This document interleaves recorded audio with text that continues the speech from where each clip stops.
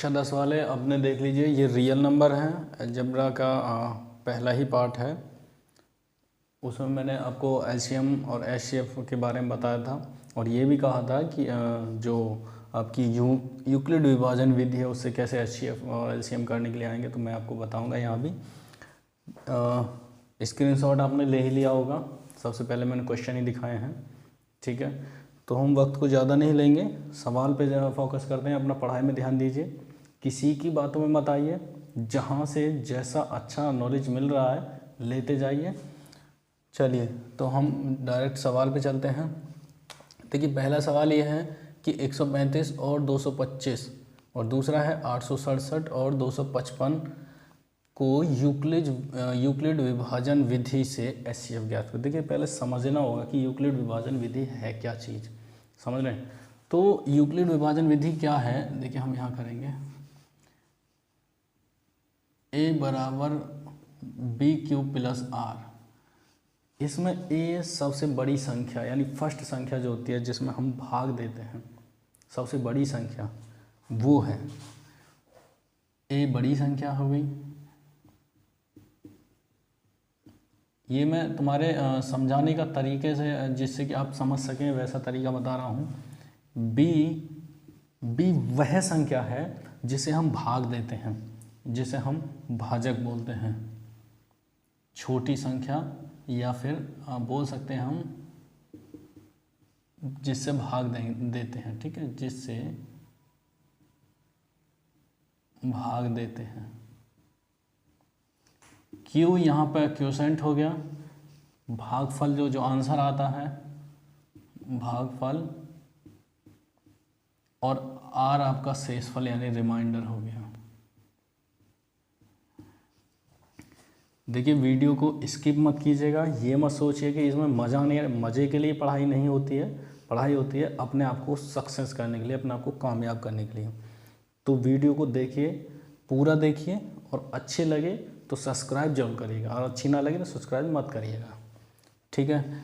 तो a plus B Q plus R सारा खेल इसी का ही है। यूक्लिड विभाजन विधि में सारा खेल इसी का ही है। बस हमें यही पता चल जाए कि a क्या है, b क्या है, q क्या है, r क्या है।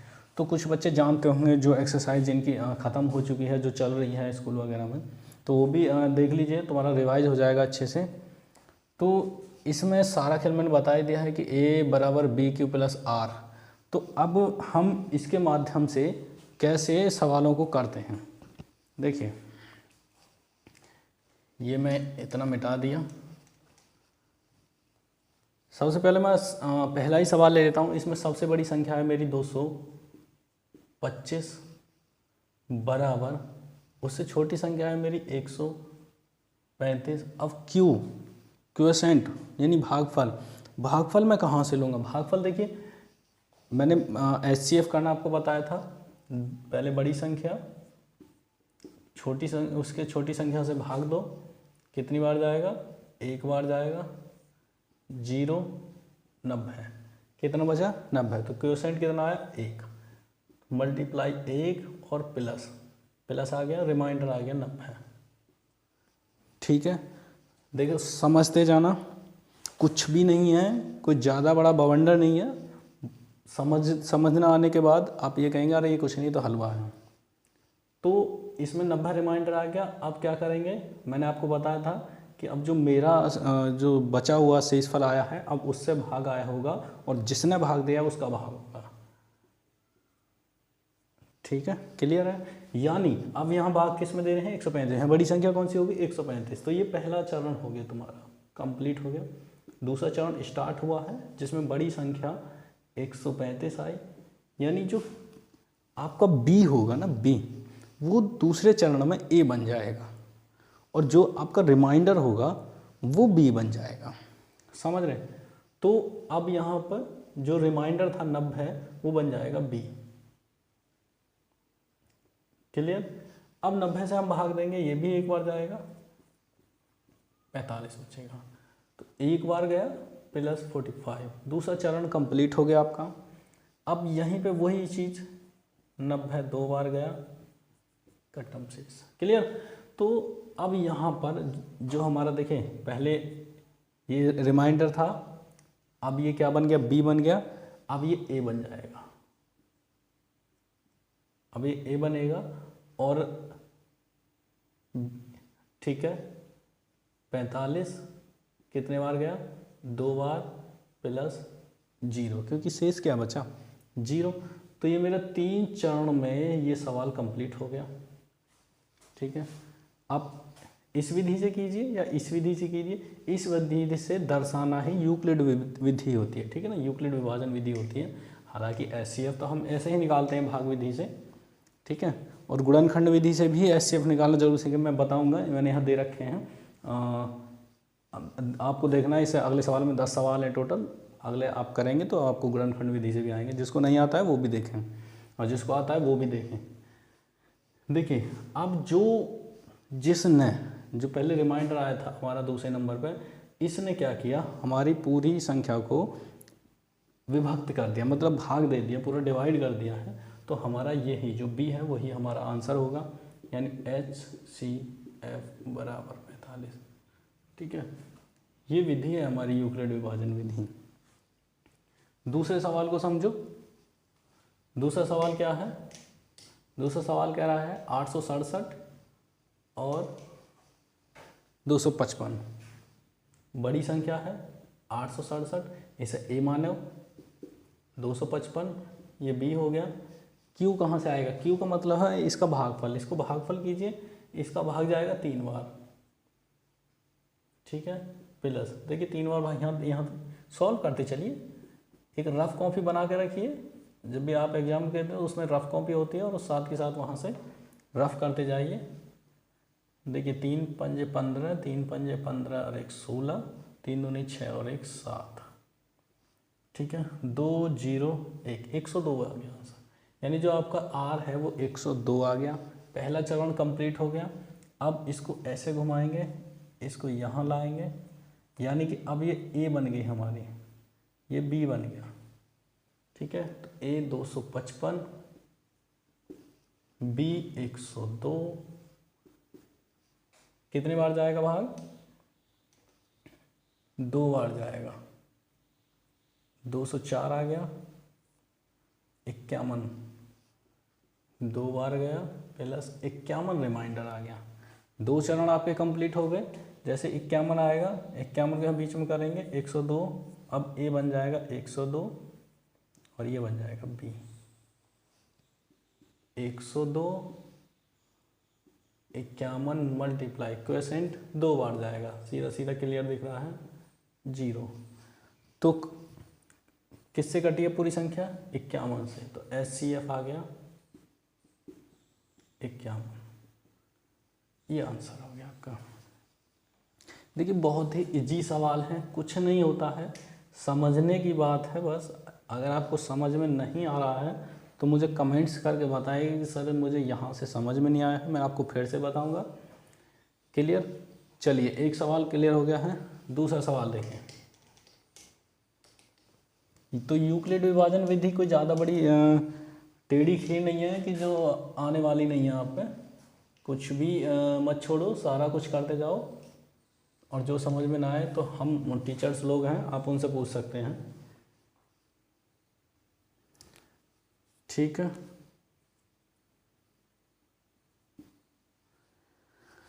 अगला सवाल देखिए। ये जो सवाल है ये एग्ज़ाम में कभी कभार आ जाता है, ये समझ ले कि 95% नहीं आएगा, 5% आ भी सकता है, लेकिन आप अपनी एक्सरसाइज में कोई सवाल मत छोड़िएगा। सवाल कह रहा है कि दर्शाइए कि कोई धनात्मक विषम पूर्णांक, ये विषम पूर्णांक है कोई धनात्मक 6q + 1 या 6q + 3 या 6q + 5 के रूप में होता है, जहाँ q कोई पूर्णांक है। अब ये दर्शाना है कि ये विषम पूर्णांक इतने इसके रूप में होता है, इसके रूप में होता है, ये दर्शाना है। चलिए मान लेते हैं, हम इसकी कंपेयर इससे करते हैं, a इक्वल BQ + R। ठीक है, जहाँ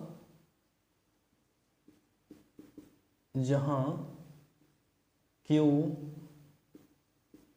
एक ए एक सॉरी क्यू, जहाँ ए एक पूर्णांक है, ठीक है, एक पूर्णांक है, और जो मेरा क्यू होगा वो 0 से बड़ा होगा, ठीक है, जहाँ मेरा क्यू होगा वो 0 से बड़ा होगा, क्योंकि अगर 0 से बड़ा नहीं हुआ तो मेरी तो पूरी संख्या 0 हो जाएगी, ठीक है। और इसमें जो b बराबर है, इसको मैं ऐसे दे देता हूँ, b बराबर क्या दे रखा है यहाँ देखिए 6 दे रखा है, q प्लस 1, r बराबर मेरा 1 दे रखा है, ठीक है। तो जहाँ मेरा a एक पूर्णांक है, q 0 से बड़ा है, तो अगर मैं इससे पूरी संख्या को इससे कंपेयर करूं तो यहाँ मेरा निकल कर आएगा जो मेरी r है ना, जो मेरी r है, यहाँ लिखता हूँ बीच में, जो मेरी r है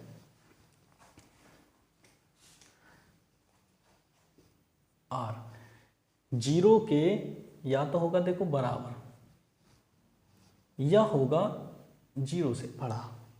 जो मेरा r है या तो 0 के होगा बराबर या होगा बड़ा 0 से, और जो मेरे 6 है यानी b है 6 है, या तो इसके बराबर, देखो बराबर भी नहीं कर सकते क्योंकि बराबर होते क्या रिमाइंडर खत्म हो जाता है, तो क्या होगा छोटा होगा 6 से, ये चीज़ समझना। जैसे ही मैं यूक्लिड विभाजन विधि से जो रूल है a बराबर बी क्यू प्लस आर, इससे कंपेयर करूँगा तो मेरे जो r है वो 0 के या तो बराबर होगा या छोटा होगा, और 6 से छोटा होगा। तो अगर 6 से छोटा होगा और 0 के बराबर हो या 0 से बड़ा होगा, तो जाहिर सी बात है या तो 0 होगा या 1 होगा या 2 होगा या 3 होगा या 4 होगा या 5 होगा, 6 नहीं होगा क्योंकि 6 से छोटा है, ये होंगे। अब इसी मान को अब मैं r के, ये मेरे r के मान आ गए, मतलब मैं r की बात कर रहा हूँ तो मेरे r बराबर आ गए, r बराबर आ गए मेरे 0, 1, 2, 3, 4, 5, 1 2 3 4 5। अब मैं r का मान इस समीकरण में रखता हूँ, इसमें रखता हूँ, ठीक है। यदि मैं, देखिए नोट करते जाना, ज़्यादा बड़ा नहीं है, कोई ज़्यादा बड़ा सवाल नहीं, समझने की बात है। देखिए एक चीज़ तो आप समझ में आ रहा होगा आपकी में कि ये खुद कह रहा है कि विषम पूर्णांक है। देखिए विषम पूर्णांक तो हैं लेकिन हमें दर्शाना है, तो मैं a बराबर, अगर मैं r बराबर 0 लेता हूँ, r बराबर 0 लेता हूँ, ठीक है, यदि r बराबर 0 लेता हूँ तो 6q प्लस 0 यानी a बराबर 6q, जो कि अब ये क्या है 6q, जो कि एक समपूर्णांक है, ठीक है, जो कि एक समपूर्णांक है। अब यदि मैं r बराबर 1 लेता हूं तब क्या होगा, a बराबर 6q प्लस 1, जो कि एक विषम पूर्णांक है।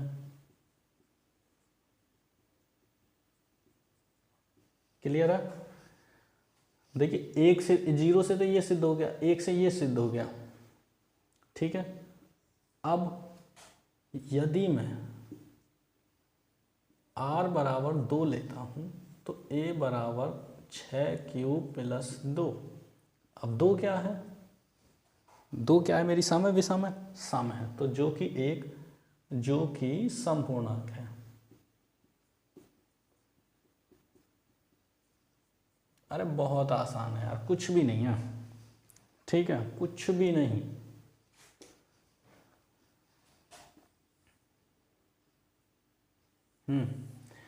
अब यदि मैं r बराबर 3 लेता हूं तो a बराबर 6q प्लस 3, अब 3 क्या है, विषम, जो कि विषम पूर्णांक है, ठीक है। यदि मैं r बराबर 4 लेता हूँ तो a बराबर 6q प्लस 4, जो कि समपूर्णांक है।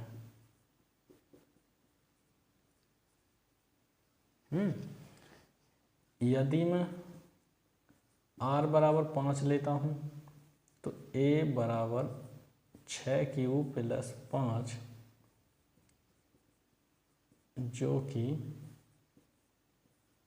विषम पूर्णांक है। इतना हो गया, ठीक है। अब इसमें से सम वाले उठा लीजिए, r बराबर 1, r बराबर 3 और बराबर 4, यही तो पूछ रहा है वो। दर्शाइए कि कोई धनात्मक विषम पूर्णांक 6q प्लस 1 या 6q प्लस 3 या 6q प्लस 5 के रूप में हो सकता है। भाई साहब हो सकता है, देखिए 1 2 3 हो सकता है। भाई साहब ये प्रूफ हो गया। देखिए तो हम यहाँ लिखेंगे जी हाँ, r बराबर 0 नहीं 1, 3, 5 होने पर 6q प्लस 1 व 6q प्लस 3 व 6q प्लस 5 होते हैं। ये हो गया भाई साहब तुम्हारा सवाल। ठीक है, आराम से स्क्रीनशॉट ले लीजिए, पुश करके स्क्रीनशॉट ले लीजिए और उतार लीजिए। कुछ नहीं है, ज़्यादा बड़ी कोई टेढ़ी खीर नहीं है कि सर होगा नहीं, छोड़ देते हैं बच्चे, कुछ तो ज़्यादा दिमाग लगाते नहीं हैं। जो पढ़ने वाले बच्चे हैं वो ध्यान दीजिए भाई, जो पढ़ने वाले नहीं हैं वो तो सुनेंगे ही नहीं, वो अपने घर वालों की नहीं सुनते तो हमारी क्या सुनेंगे। और मेरा चेहरा देख के तुम्हें लग रहा है कि ये लोग मेरे चेहरे देख के पढ़ेंगे? कुछ लोग तो चेहरा देख के पढ़ते हैं, समझ रहे हैं, मैंने देखा। बच्चों, जिन बच्चों को वीडियो अच्छी लग रही हो या जो सवाल समझ में आ रहे हो तो वीडियो को लाइक ज़रूर करें और सब्सक्राइब कर लो, ताकि हर वीडियो आप तक पहुंच सके। मेरा मोटिव यही है कि मैं आपको गणित में पीछे ना रहने दूं। भाई देखिए, सब्सक्राइब नहीं कर रहे हैं लोग, देख लेते हैं लेकिन सब्सक्राइब नहीं करते, लाइक नहीं करते, तो इससे क्या होता है कि मेरा मनोबल टूटता है, और मनोबल टूटता है तो काम करने में मन नहीं करता। तो मनोबल मत तोड़िए, मनोबल को बढ़ाइए, सब्सक्राइब कीजिए, लाइक कीजिए और शेयर कीजिए, ठीक है, और वीडियो को पूरा देखें। चलिए मैं मिटा रहा हूँ, ये आ गया, देखो भैया अभाज्य गुणनखंड विधि आ गई है।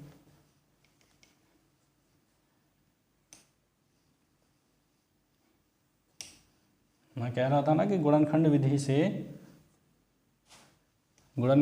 से हम कैसे एचसीएफ और एलसीएम निकालते हैं। देखिए सवाल नंबर 4 है, अभाज्य गुणनखंड विधि से 12, 15, 21 का एचसीएफ और एलसीएम ज्ञात करो। देखो गुणनखंड विधि क्या होती है? गुणनखंड मतलब होता है फैक्टर, और फैक्टर आपको आना चाहिए।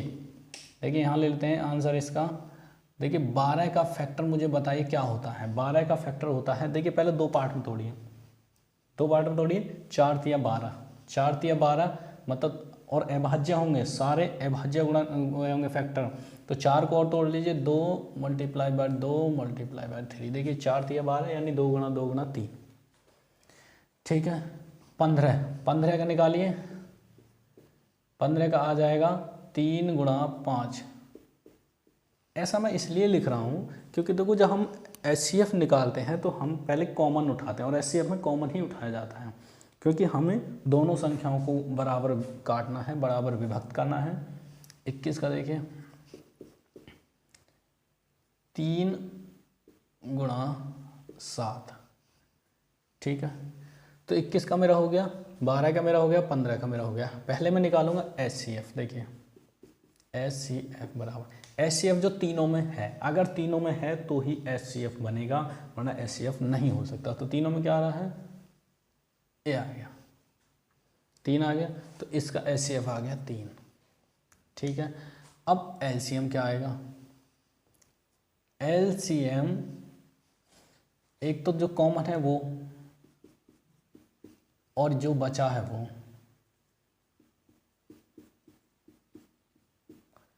तो कितना हो जाएगा? 7 5 35, 35 दूनी 70, 70 दूनी 140 और 140 दिया 420, ये इसका एलसीएम हो जाएगा। HCF 3 एलसीएम ये। आप ज़रूरी नहीं है कोई भी संख्या ले सकते हैं। आप कहेंगे सर ये तो आसान था, बड़ा सा ले लीजिए। चलो बड़ा ले लो, चलो बड़ा ले लो भाई।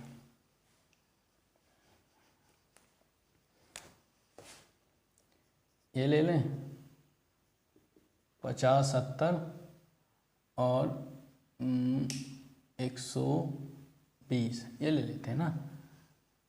चलो तो 50 के फैक्टर मुझे बताओ। पहले दो पार्ट में तोड़ो, 10 पंजे 50 और 10 को तोड़ो, 2 पंजा 10, तो 2 गुणा 5 गुणा 5, 70 को 14 पंजे 70 और 2 सत्ते 14 है, यानी 2 गुणा 5 गुणा 7, 70 आ गया। 120 को करो,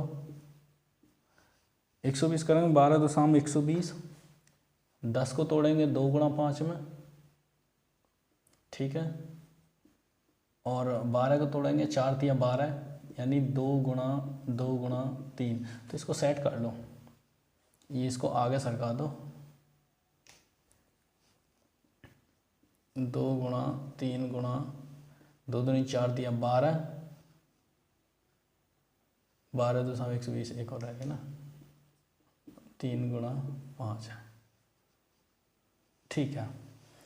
अब देखिए HCF पहले तो कॉमन देखिए, 2 कॉमन है, 5 कॉमन है, ठीक है, और तो कुछ है नहीं। तो HCF तो हो गया भैया तुम्हारा 10, और LCM जो होगा LCM हो जाएगा, एक तो कॉमन उठा लीजिए 2 गुणा 5, यहाँ पे 5 बचा, यहाँ पे 7 बचा, और इसमें 5 बचा, इसमें 7 बचा, और इसमें 2 दूनी 4 थी, 12 बचे। 5 25, 25 दूनी 50 गुणा 12 सत्ते 84, 5 चौक 20, 5 अट्ठे 40 और 2 42, ये इसका एलसीएम हो गया। अब ये मत कहना सर ये भी आसान है, भाई सर जो समझ में आ जाते हैं ना तो सब आसान हो जाते हैं। चलिए अगला सवाल तुम्हारा क्या है, तुम तो ये कहोगे सब यहीं करके दिखा दो।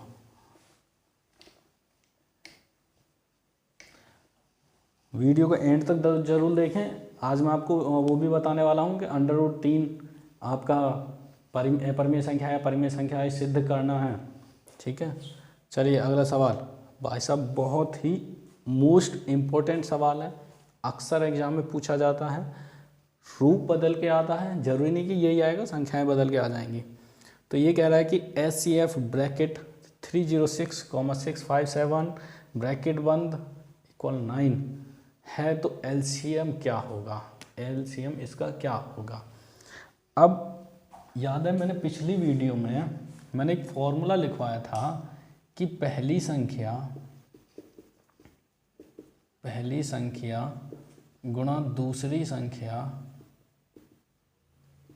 बराबर लेस है गुणा में से लिखवाया था। अगर देखी होगी तो ज़रूर, और नहीं देखी है तो उसकी लिंक मैं इसके डिस्क्रिप्शन में डाल दूंगा, आप ज़रूर देखें, ठीक है। वो बहुत ज़रूरी है, उसमें मैंने नंबर बताए थे कि आप परिमेय संख्या क्या होती हैं, प्राकृतिक संख्या क्या होती हैं, पूर्णांक क्या होते हैं, ठीक है, अपरिमेय क्या होते हैं, रियल नंबर क्या होते हैं, वाह, ठीक है, ये चीज़ें मैंने बताई थी। तो इसमें इसी फॉर्मूले का यूज है। देखिए ये 2 संख्याएं हैं, 2 संख्याओं का उसने कहा कि HCF ये है, तो भाई संख्याएं आपकी ये हैं और LCM बताना है। तो अगर मैं यहाँ से LCM निकालूंगा तो मैं क्या करूँगा, इसको उठा करके इसके नीचे पटक दूंगा, यानी कि मेरा लेस है LCM हो जाएगा, इसको मैं A रख लूँ, इसको मैं B रख लेता हूँ, A गुणा B बटे M, ठीक है, ये हो जाएगा। क्लियर है ना भाई, जाहिर सी बात है, जो है उसे नीचे पटक दो। तो संख्याएं मेरी दे रखी हैं 306, 657 और में से दे रखा है मेरा 9। क्लियर है? ऐसे ही निकाल रहा हूँ मैं, देखो ऐसे पूछा, सीधा सिंपल कुछ नहीं है, बस अगर आपको फॉर्मूला पता है तो लगा दो सीधा, ये भी लिखने की ज़रूरत नहीं है अगर आप इंटेलिजेंट हो तो। चलिए 9 से इसे काटिए, कौन सा कटेगा, ये कट जाएगा, 9 तिया 27 और 9 चौक 36, 34 बार कट गया है। 34 मल्टीप्लाई बाई 657, फटाफट भाई मल्टीप्लाई करो, अरे एक बार है 22 33 8, इसका आंसर आ जाएगा 22 33 8, 22 33 8, ये तुम्हारा आंसर हो गया। ठीक है, चलिए ये तुम्हारा आंसर हो गया 22 33 8। चलिए अगला सवाल करते हैं।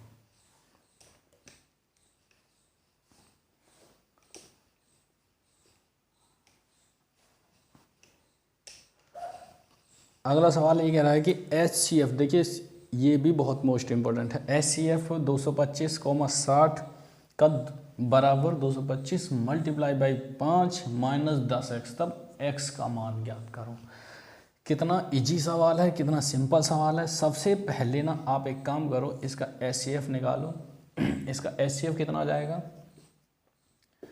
225 का HCF निकालेंगे तो 3 बार 180, 5, 45, 60 में 2, 45, 15, भाई साहब 15 आ गया। ठीक है, बहुत जल्दी, देखो 15 आ गया। तो अब आप इसको ना रखें, क्या इसका LCM रखो, HCF रखो। 15 बराबर 225 गुणा 5 माइनस के 10x। ठीक है, इसे इधर ले जाओ, माइनस की चीज़ को उठा करके इधर ले आओ। 10x बराबर, इसकी मल्टीप्लाई कर दो, 5 5 25, 5 दूनी 10, 10 2 12, 5 दूनी 10 और 1 11 माइनस के 15, तो हो जाएगा आपका 1110 आंसर। अभी कैसे हो जाएगा 1110, x बराबर हो जाएगा 0 से 0 खत्म 111, ये आपका आंसर आ गया। क्लियर है? पहले इसका HCF निकाल लो और HCF निकाल के मान रख दो HCF का और इक्वल कर दो बस। चलिए अगला सवाल।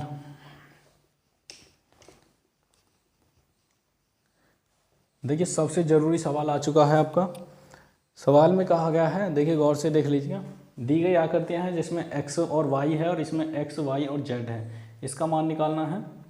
ठीक है, तो क्या करेंगे हम, इसका मैंने ये नए सवाल हैं वैसे। चलिए देखिए कैसे करेंगे। y के साथ जो अटैच हैं वो उनकी गुणा कर दीजिए आप। y के साथ कौन कौन संख्या अटैच है, 4x, तो y बराबर हो जाएगा मेरा 4 गुणा x। अब x के साथ देखिए कौन कौन संख्या अटैच है, 3 और 7, तो x बराबर हो जाएगा मेरा 3 गुणा 7। ठीक है, सॉल्व कीजिए, ये तो हो गया 21। अब आपके x का मान है 21, तो यहाँ x का मान रख दीजिए, y का मान आ जाएगा 4 गुणा 21 बराबर 84, यानी x का मान हो गया 21 और y का मान हो गया 84। ये हो गया आपका आंसर। दूसरा सवाल देखिए, दूसरा सवाल देखिए, x के साथ कौन कौन सी संख्या अटैच है, 2 और 3381, तो x बराबर 2 गुणा 3381। ठीक है, तो इसे सॉल्व भी कर लीजिए, 2 एकम 2, 2 अट्ठे 16, 2 तिया 6 1 7, 2 तिया 6 67 62 आ गया x का मान। y के साथ देखिए कौन कौन संख्या अटैच है, y के साथ देखिए ये 2 संख्या भी अटैच है, चाहे तो आप यहाँ से भी कर सकते हैं या इनसे भी निकाल सकते हैं। इसको कैसे निकाल सकते हैं, हम इसको ऐसे कर सकते हैं कि 3381 बराबर 3 गुणा y, तो y बराबर हो जाएगा 3381/3 बराबर 3 एकम 3 3 एकम 3 और 3 दूनी 6 3 7 21 11 27 आ गया। अब ऐसे भी निकाल सकते हैं हम, देखिए y बराबर 7 गुणा 161, तो 7 एकम 7 7 6 42 का 2 4 हाथ से 7 एकम 7 4 11 आ गया। देखिए तो y का मान आ गया, x का मान आ गया, z का मान देखिए, z का मान आ जाएगा 161 बराबर 7 गुणा z, तो 7 का भाग कर दो इसमें, 7 z बराबर जैसे भाग करेंगे 7 दूनी 14 और 7 या 21 23, तो x बराबर 67 62, y बराबर 11 27, z बराबर 23।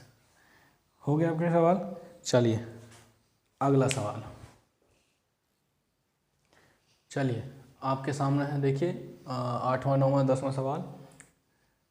सिद्ध करो कि 3/3 एक परिमेय संख्या नहीं है। देखिए मैंने कहा था परिमेय संख्या नहीं है तो अपरिमेय संख्या है, लेकिन सिद्ध कैसे करना है वो मैं आपको आज बताऊंगा।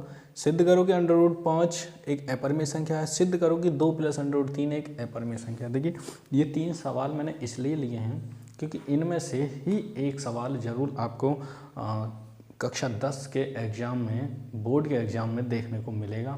तो ध्यान से देखिए, ठीक है। और वीडियो अच्छी लगे तो बच्चों सब्सक्राइब जरूर कर दो ताकि मेरा मोटिवेशन बना रहे, ठीक है। चलिए पहला 8वां सवाल ले लेते हैं हम। 3/3 ये यहाँ से करते हैं। देखिए 3/3 मान लेते हैं x मान लेते हैं बराबर x, क्योंकि इसको सिद्ध करने के लिए भी तो कुछ चाहिए, ठीक है। इसको हमने कर लिया, इसका क्या करते हैं कि √3 बराबर x, ये मल्टीप्लाई में है तो ये कहाँ चली जाएगी, भाग में, ठीक है। यहाँ सबसे पहले लिख लो माना, क्योंकि ये ज़रूरी है भाई, माना बहुत ज़रूरी है। अगर माना नहीं लिखेंगे आप ऐसे ही लिख देंगे तो जो बोर्ड वाला होगा वो आपको नंबर नहीं देगा, ठीक है। माना 3/3 बराबर x, तब √3 बराबर x/3। अब यहाँ x/3 एक परिमेय संख्या है, परिमेय संख्या है, ठीक है। लेकिन √3 एक अपरिमेय संख्या है।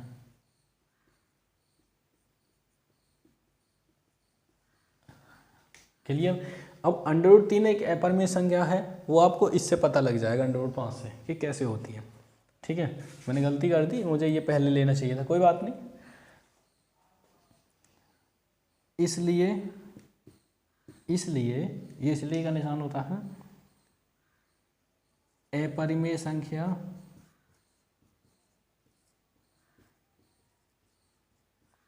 डज नॉट इक्वल परिमेय संख्या।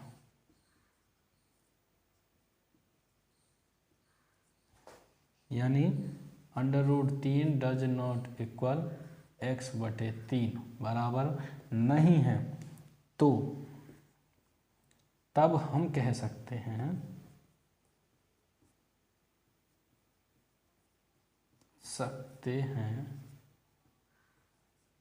कि 3/3 एक अपरिमेय संख्या है या परिमेय संख्या नहीं, परिमेय संख्या नहीं है। बस इतनी सी बात है, ये चीज़ हमें लिखनी होती है।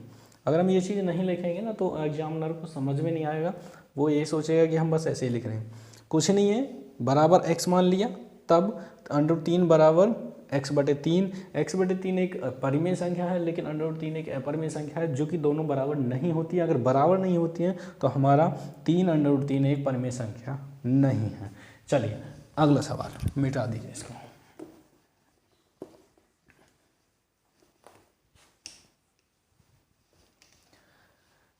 ये भी ख़त्म करो।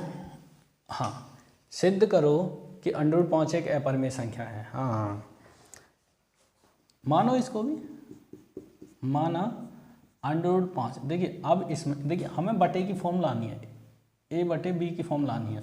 क्यों, उसमें जब मैंने r माना तो बटे में 3 आ गया था, ठीक है ना, x माना। लेकिन यहाँ पर बटे में लाने के लिए मैं क्या करूँगा, a/b की फॉर्म ले लूँगा या p/q की फॉर्म ले लूँगा, बराबर a/b की फॉर्म ले लेता हूँ, कुछ भी ले लेते हैं हम, ठीक है। जहाँ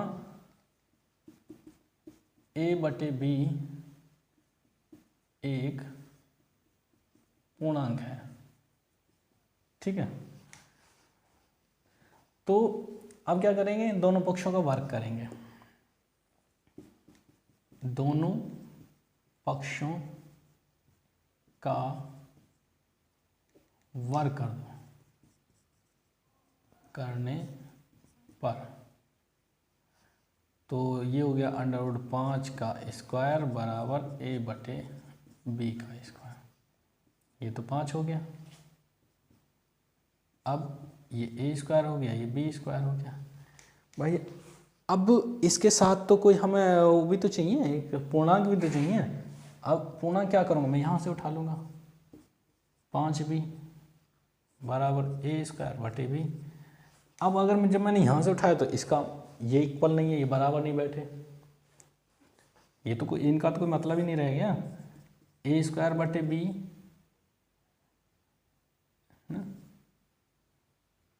यहाँ लिखता हूँ मैं, अतः या जहाँ a स्क्वायर बटे b कोई उभयनिष्ठ गुणनखंड नहीं है, उभयनिष्ठ गुणनखंड नहीं है। अब ये नहीं है तो फिर देखिए, ये तो परिमेय संख्या बन गई, ये तो बन गई, लेकिन इसका तो कोई मूल नहीं रहा। अगर मैं इसका वर्ग निकालूंगा तो ये तो ऐसे बन जाएगा, इसका कोई मतलब थोड़ी रह गया, ये बराबर थोड़ी चलेगा। तो जब इसका कोई उभयनिष्ठ गुणनखंड है ही नहीं, कोई मतलब ही नहीं रहा, तो ये अपरिमेय संख्या बन गई और ये परिमेय संख्या बन गई, जो कि बराबर नहीं है, डज नॉट इक्वल। और डज नॉट इक्वल तो जाहिर सी बात है कि √5 एक अपरिमेय संख्या है।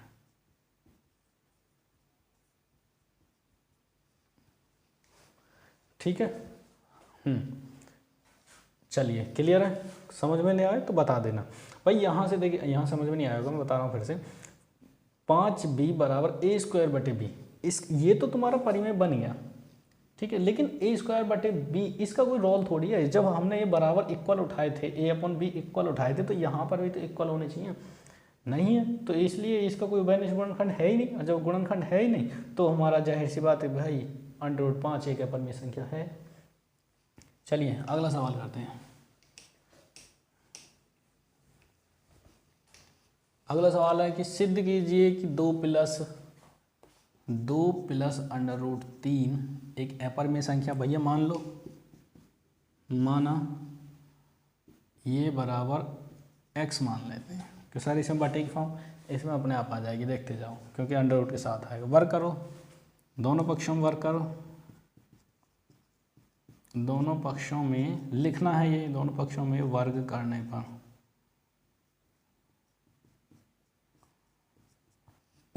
2 + 3 बराबर x स्क्वायर। a + b का होल स्क्वायर सबको आता है, नहीं आता है तो देख लीजिए। a + b का होल स्क्वायर बराबर a square + b square + 2ab से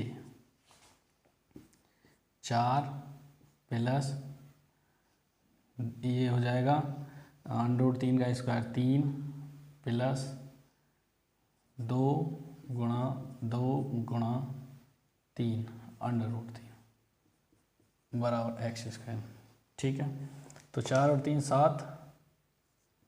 7 प्लस के 2 दूनी 4 √3 बराबर x स्क्वायर, 4 √3 बराबर x स्क्वायर माइनस 7 √3 बराबर x स्क्वायर माइनस 7 बटे 4।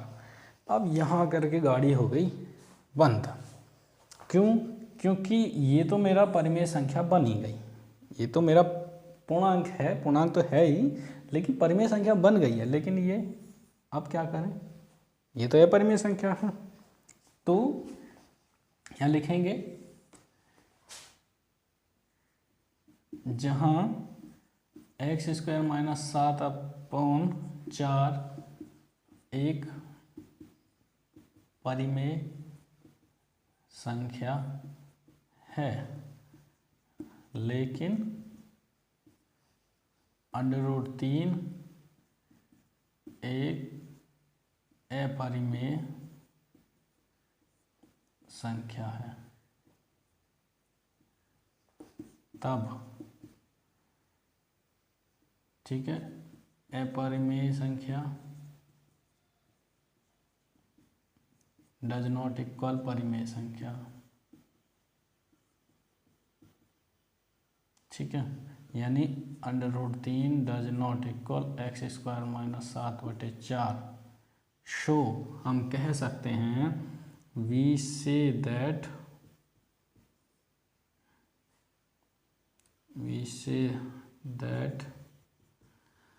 क्या कि 2 + √3 एक अपरिमेय संख्या है। ये हो गया आपके सारे सवाल। बच्चों मैं ऐसे ही आपको जो सवाल आपके बोर्ड में इम्पोर्टेंट हैं, जो बोर्ड के एग्जाम में इम्पोर्टेंट है गणित के रिगार्डिंग, मैं सारे आपको ऐसे ही वीडियो के माध्यम से देता रहूँगा। बस आप अपनी मेहनत को, अपनी लगन को बनाए रखिएगा और मुझे मोटिवेट करते रहते कि अगर मैं मोटिवेट नहीं हूँ, कहते हैं कि अगर गाड़ी में ही हवा नहीं तो गाड़ी क्या चलेगी। समझ रहे? चैनल को सब्सक्राइब कीजिए, लाइक कीजिए, शेयर कीजिए। चलिए।